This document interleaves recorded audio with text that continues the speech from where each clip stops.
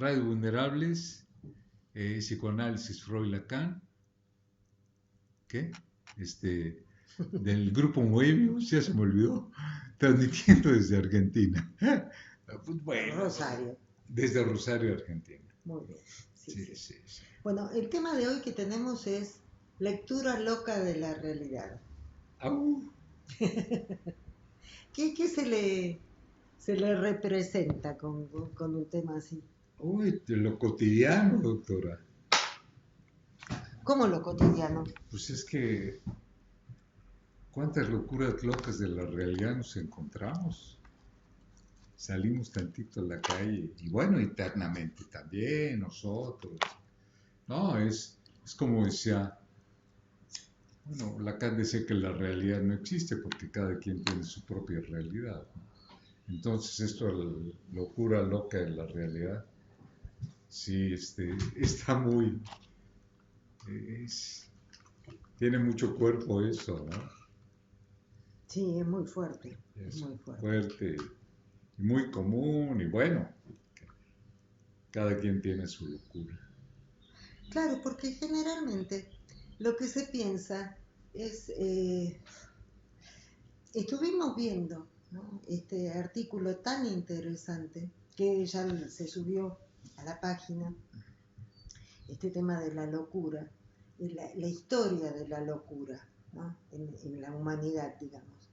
Entonces, generalmente desde un prejuicio o de cómo se nos ha impuesto toda esta cuestión, resabios, ¿no?, de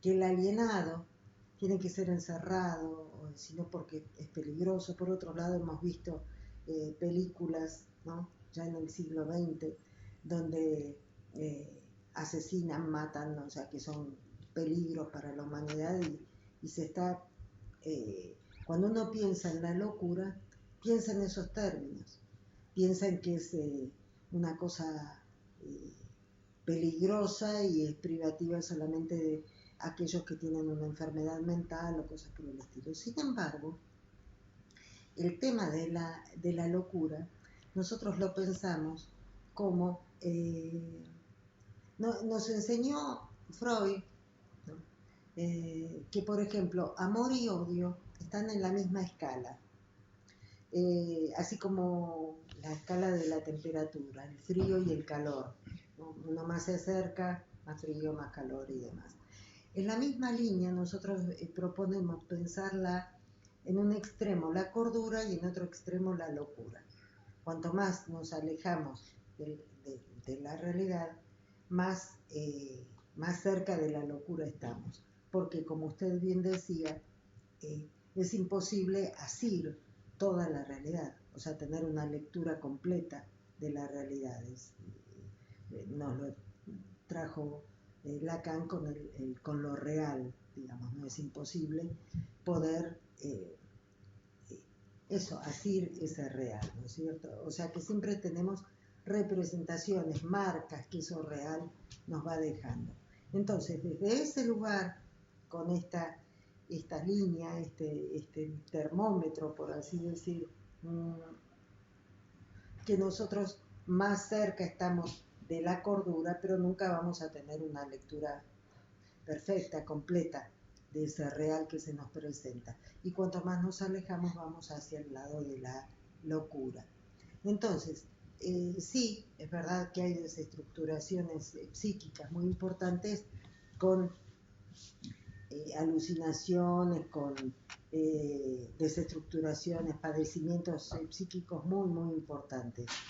Pero también yo quiero proponer que a veces uno ha hecho una evaluación de una situación, por ejemplo, con respecto a una persona o respecto a una situación. Piensa uno que dos, tres personas en determinado ámbito están confabulando en contra de nosotros o que cierta situación que se da, que vira hacia un determinado lugar, uno tiene una lectura que piensa que fue por esta persona, estos que estaban en contra de nosotros, y después con el tiempo nos damos cuenta que no era así. Entonces, eso podemos llegar a pensar que es un poco una lectura loca de la realidad. Y por otro lado, hay situaciones en las que se da, por ejemplo, acá mismo en el consultorio, o quien más, quien menos las ha escuchado en una conversación, ¿no? Cosas del estilo, ese compañero, esa compañera, ¿no? Que tenía determinado comportamiento, y lo más gráfico, la frase típica es: se me cayó la venda de los ojos. Es como que uno estaba enceguecido por algo, por el dinero, por la situación, por el prestigio, por lo que sea, y de pronto un día se nos cae esa venda y vemos la realidad de otro lugar. Y lo que decimos, nos corrimos del lugar, y entonces ya la perspectiva de esa situación cambió radicalmente. ¿Eso acaso no es una lectura loca de la realidad? Otra situación en la que, y ya nos vamos acercando al punto, digamos, ¿no? Al eje, que es lo que quiero tomar hoy. El hecho de un día nos levantamos, nos vemos al espejo y decimos: no, soy un ganador. La rompo. La descoso. Soy lo máximo, soy lo mejor, hoy sí, hoy sí. Y al día siguiente, uno dice: no, soy una cucaracha, no puedo ser, yo soy un perdedor, soy una perdedora, soy un espanto con esta cara, o me veo vieja o me veo joven, y qué sé yo. Entonces nos damos cuenta que eso que estamos viendo ahí, esa imagen que nos devuelve el espejo, también tiene pinceladas y tintes, ¿no? de esta lectura loca de la realidad.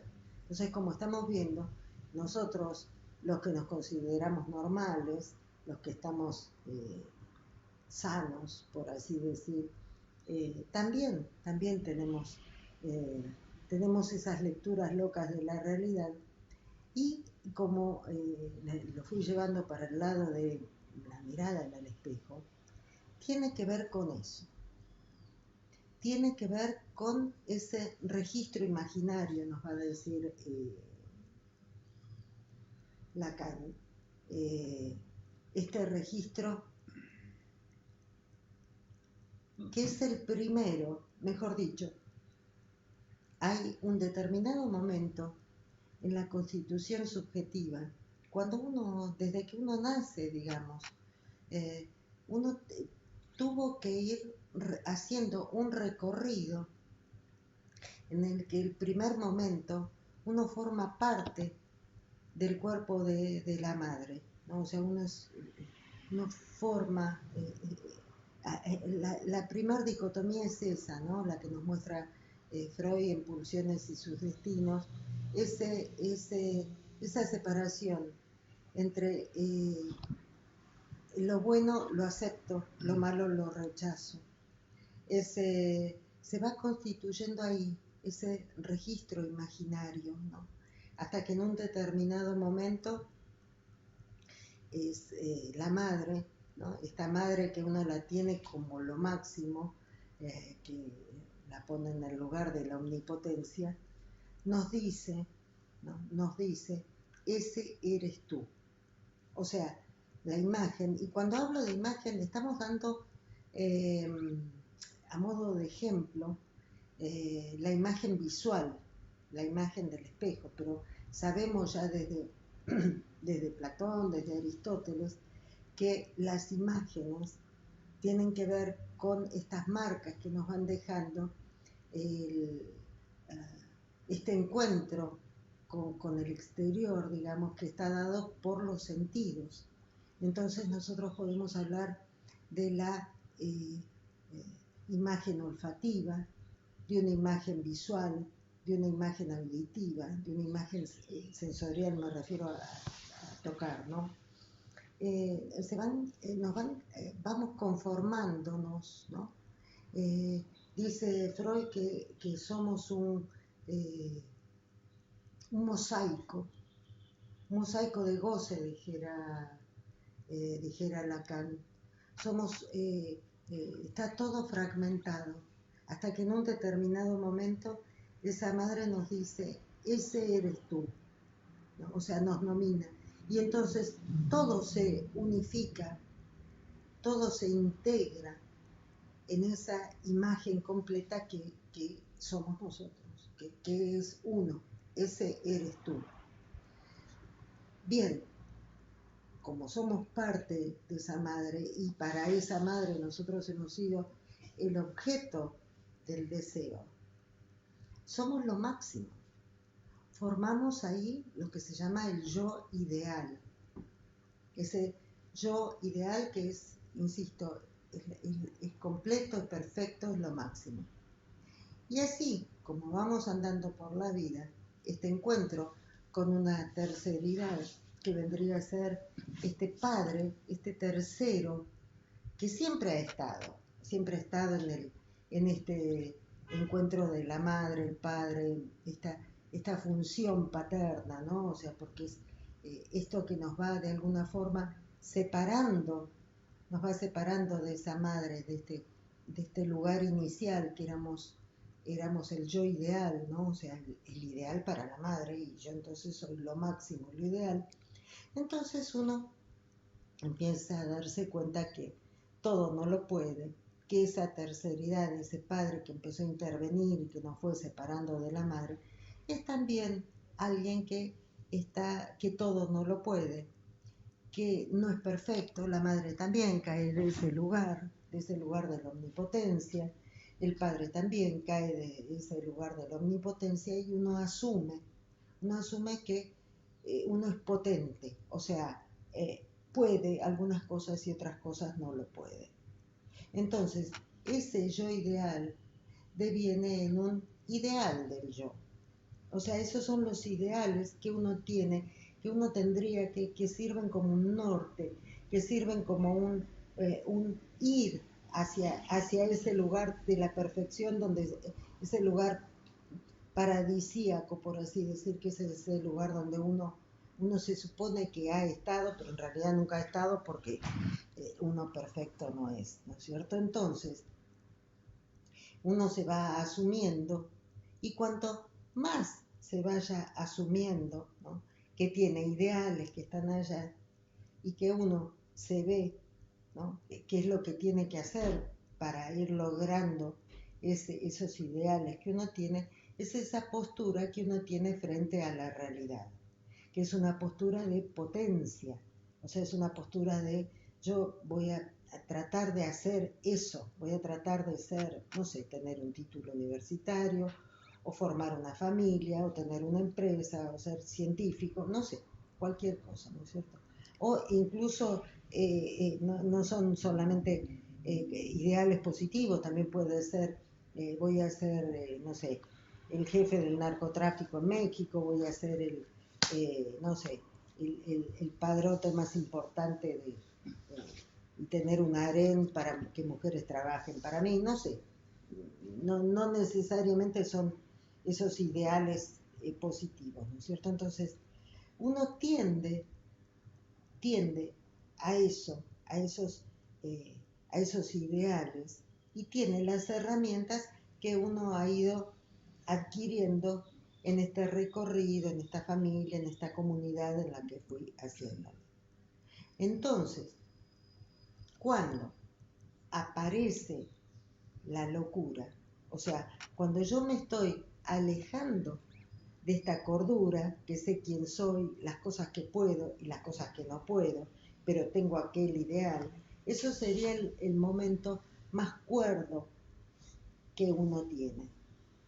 Pero cuando me empiezo a alejar por determinadas circunstancias, me empiezo a alejar de la cordura, tendiendo hacia la locura, es cuando aparecen esas imágenes primeras de las que hablábamos, y toda esa estructuración, todo eso, ¿no es cierto?, que uno fue construyendo y que fue asumiendo, eso se empieza a desmembrar.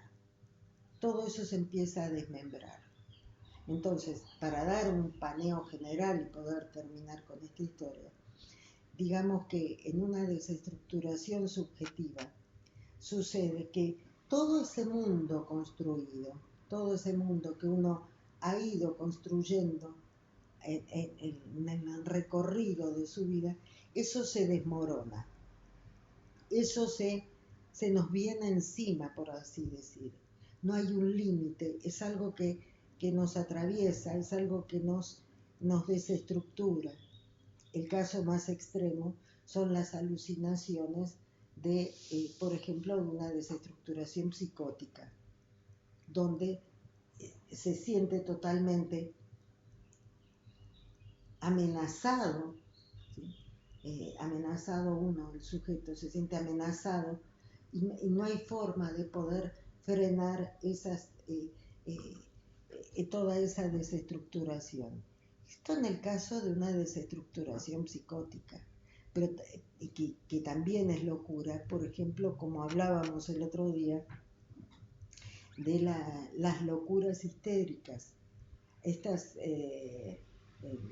que está comprobado, nosotros hemos tenido algunos casos en nuestro equipo de supervisión de personas que cambian la personalidad, o sea, que cambian de un extremo al otro, como recordábamos el otro día, la película Civil, que es en base a un libro que fue escrito,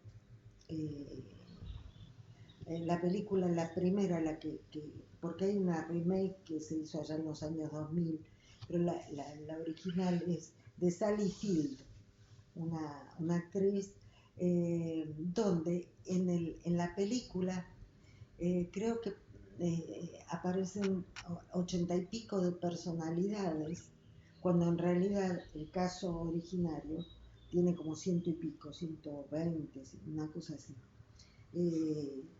Una escena, para poder graficar un poco esto que estoy diciendo, hay una escena en que una de las personalidades de la actriz, de la protagonista, ella está trabajando, o sea, trabaja, no me acuerdo si en una tienda o en qué lugar, creo que en una librería, si no me equivoco, y está vestida como una persona que va a trabajar, digamos, con su falda, sus tacones, su bolsa, no sé qué, y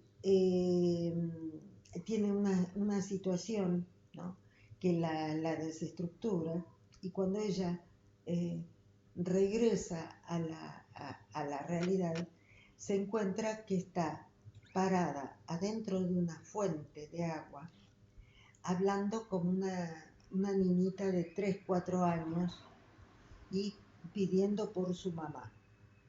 O sea, mi mamá, ¿dónde está mi mamá? Y llora, y los transeúntes, los que pasan por ahí, como que no entienden, no logran explicarse eso, ¿no? Esto es simplemente para graficar un poco esto que estamos diciendo. Hemos tenido ejemplos así, ¿no?, de alguna paciente que cambia incluso el tono de voz, la forma en que se expresa, y hay personalidades que se contraponen unas a otras. Por ejemplo, hay algunas que, en el caso de una mujer que era muy regular con su menstruación, y la otra personalidad era totalmente irregular. Una era alérgica a determinados elementos de comida, me refiero a determinadas frutas o lo que sea, y la otra no lo era. O sea, hay un conflicto entre las personalidades, ¿sí? Entonces tenemos allí ejemplos de esta situación loca, ¿no? Que acaece. Por supuesto, estamos hablando de situaciones extremas, pero que su raíz, lo grandioso y lo genial, ¿no?, de Freud es que él nos enseña que si nosotros podemos abordar las situaciones patológicas, vamos a poder pensar cómo funciona cuando está todo funcionando bien, ¿no? Entonces, él encuentra toda la cuestión del narcisismo y ahora voy a ir a la megalomanía, ¿no? Toda la cuestión del narcisismo justamente lo descubre todo eso, ese estadio, lo que después Lacan va a llamar el estadio del espejo, que es esa situación, no, y por otro lado no se dice estadio, se dice estadio, el estadio del espejo. Toda la vida lo dije estadio y ese estadio del espejo. Ese estadio del espejo que Lacan lo grafica diciendo cuando la madre lo reconoce, lo reconoce y dice, ese eres tú. Ese es... se unifica uno en ese narcisismo. Entonces, un recurso que tiene la mente humana para tratar de volver, porque si está todo desmembrado, si aparecen todas esas identificaciones, todas esas marcas imaginarias, ¿no es cierto? Si está todo esto desmembrado, el mismo aparato psíquico, dijera Freud, la mente humana, tiende a tratar de reunificarse. Se reunifica y entonces toda esa energía va hacia el yo. Y es el yo, todas esas identificaciones, todas esas cuestiones imaginarias, se arman, ¿no?, pero ya en forma incorrecta, por así decir. Entonces aparece esa cuestión de la megalomanía, o sea, porque todas esas catexias libidinales, todo eso va a conformar, ¿no?, un yo extremadamente que regresa esas marcas del yo ideal, donde uno era lo máximo, esas marcas de los primeros momentos, ¿sí? Y entonces aparece toda esta cuestión megalonómica, la megalomanía tan típica de desestructuraciones. ¿Qué significa la megalomanía? Una exacerbación extrema de ese yo ideal, ¿no? En principio dijimos que había un movimiento del yo ideal a aceptar que uno todo no lo podía y aparecía el tema del ideal del yo. Cuando se produce una desestructuración, todo eso, ese mundo que se derrumba alrededor, toda esa energía es regresada, pero en vez de regresar al estadio en el que uno asume que todo no lo puede, esto que comentaba al principio, regresa, pero no al ideal del yo, sino al yo ideal, ese que todo lo podía. Y entonces generalmente aparece esta cuestión de un delirio que tiene que ver con ser lo máximo, por eso estamos hablando de la megalomanía, ¿no? Un delirio con ser lo máximo y con que uno tiene un objetivo en la vida, ha sido programado de alguna forma para llevar adelante, ¿no?, un objetivo así como extremo. Entonces, vamos a tener, por ejemplo, en el caso de Schreber, ¿no?, el presidente de la Corte, de la Suprema Corte, que él arma un delirio que va a ser la mujer de Dios. Esta mujer de Dios que va a parir hombres shreverianos y no esta humanidad con estos hombres hechos a la ligera, ¿no? Ese es el delirio de él. Entonces, generalmente cuando aparece algún tipo de delirio, que es el que permitió, ya sé, incorrectamente, pero es el que permitió que todo se volviera a armar de alguna forma y se pusiera algún tipo de límite a esas marcas terribles del yo ideal que invaden y que no tiene forma de combatirla. Pero con este delirio se reunifica y se puede estabilizar una desestructuración.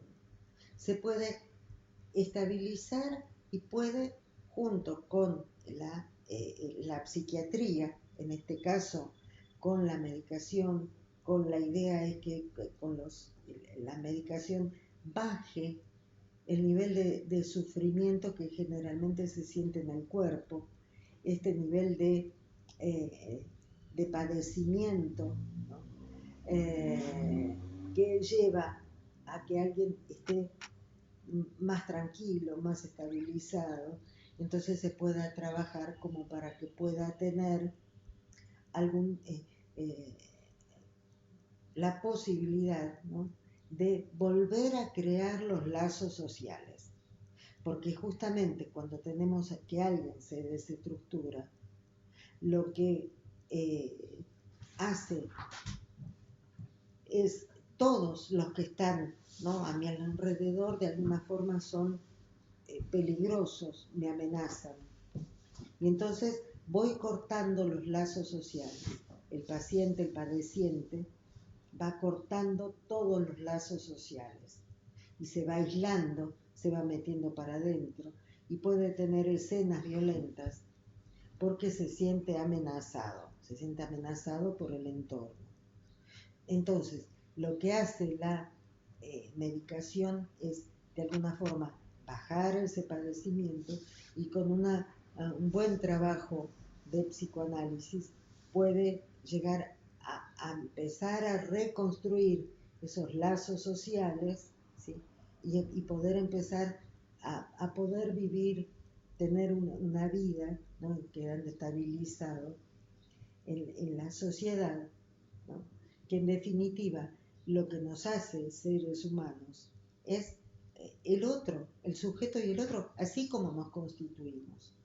Nos hemos constituido como sujetos justamente porque hubo un otro, en este caso una madre, un padre, una familia que nos arrancó de la naturaleza y nos metió en la cultura. Entonces, esta posibilidad de nos hacemos desde el otro. Eso es lo que nos grafica Lacan con los círculos de Euler, donde está el sujeto y el otro, el gran otro, ¿no? Y esa tierra de nadie que es la intersección, ¿no?, esto de que no es ni de uno ni del otro. Entonces, uno se hace a través del otro. Es fundamental los lazos sociales. Entonces, con un buen trabajo se puede lograr esta estabilización, esto, y hay una regla fundamental, una regla, pero fundamentalísima, es que de llegar un sujeto con un delirio, que acabamos de ver que el delirio es lo que hace que todo eso que se había desmembrado se pueda reorganizar, aunque sea una cosa delirante. El delirio no se toca, eso nos lo dijo Freud, y lo terminó trabajando en construcciones en análisis. El delirio no se toca, eso queda, ¿no es cierto? Se van construyendo los lazos sociales, se estabiliza, y ese delirio queda ahí, queda como si fuera una cicatriz, queda como si fuera un nudo, una suplencia, nos va a decir Lacan. Ya vamos en algún momento poder trabajar esta desestructuración de James Joyce y el síntoma y toda la cuestión. Pero lo que quiero trabajar hoy es eso, ¿no? O sea, que esta lectura loca de la realidad no es tan infrecuente como uno supone, que solamente tiene que ver con esto de los casos extremos. ¿El delirio pasa a ser un S1, doctora?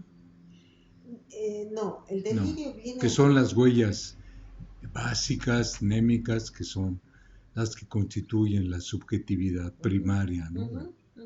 Sí.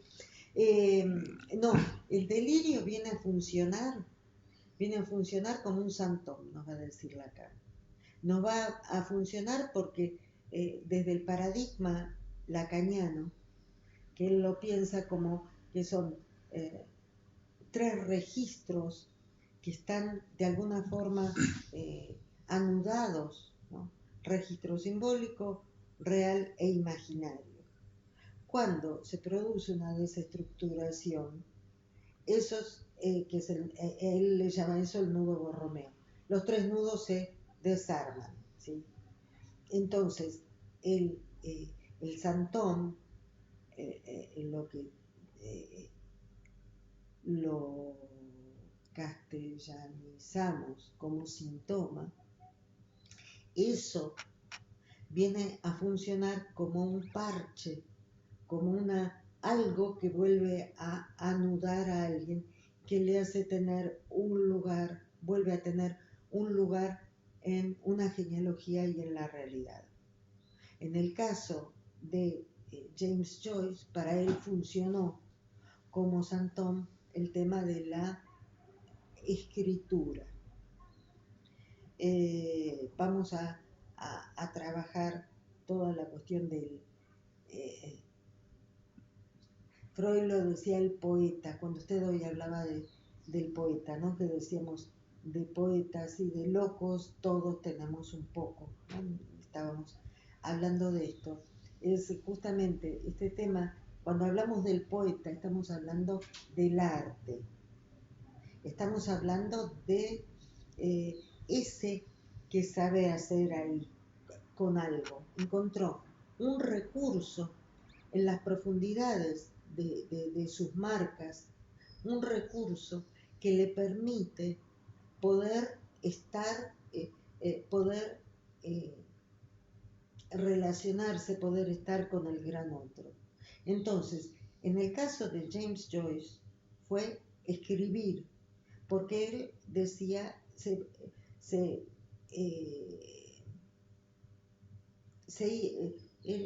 ¿cómo es la palabra? Se proyectaba que iba a ser el mejor escritor creo que en 1000 años, una cosa así.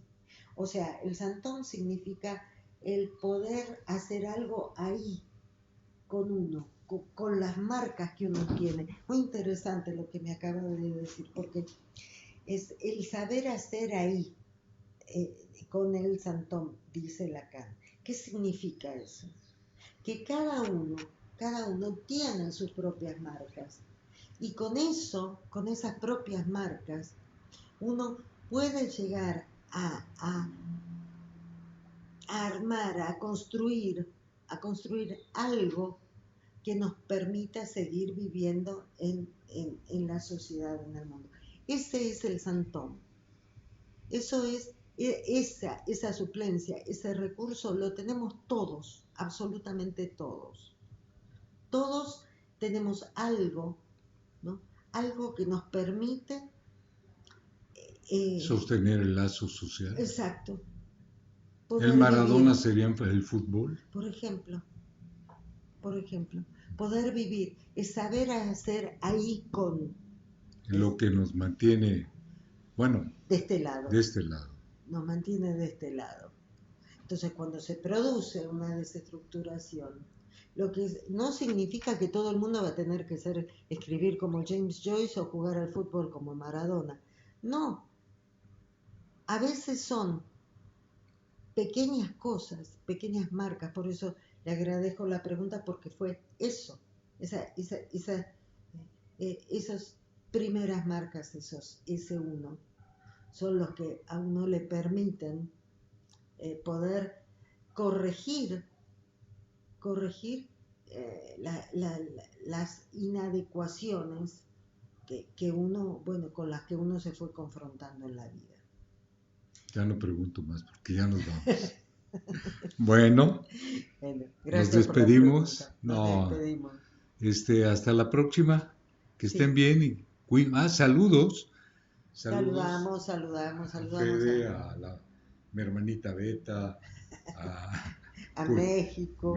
Cuidado, hay que cuidarse y aguantar ya bien. No, y Europa, nuestros queridos amigos de España, de Bélgica, está fortísimo en Bélgica. Sí, por favor, que se cuiden mucho.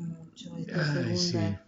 Este segundo Luego sería interesante platicar esa actitud. A Pucci, nuestra querida amiga, queridísima, sí, colega que no... ¿Qué pasa? Que la gente es mera desesperación, es un relato loco de la realidad, el que salir a tomar un café con plena pandemia y pensar que a uno no le va a pasar nada, doctora. ¿Se acuerda que lo trabajamos con Feyerstein, creo que es sociólogo reconocidísimo y que habla de, por ejemplo, una lectura loca de la realidad? Él dice, o sea, nosotros lo acomodamos acá, que dice, ¿cómo se les puede pedir a médicos y matemáticos que nos digan cómo esto, que no solo son ecuaciones matemáticas ni estadísticas ni comportamientos de virus?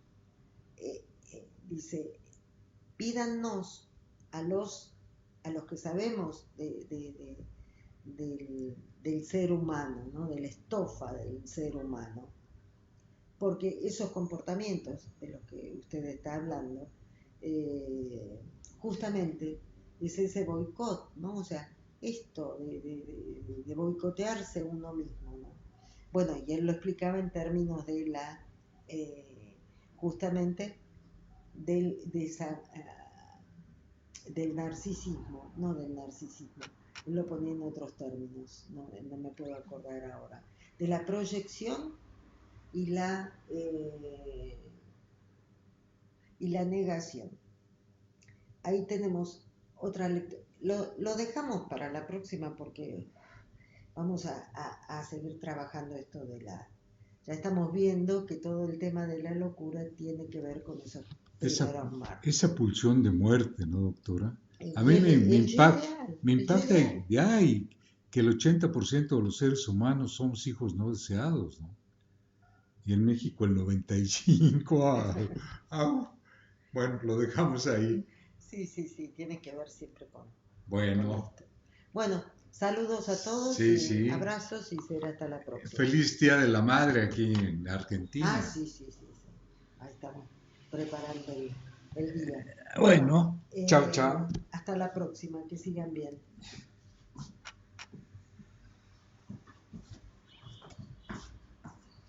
¿Dónde anda mi perrito? Sí.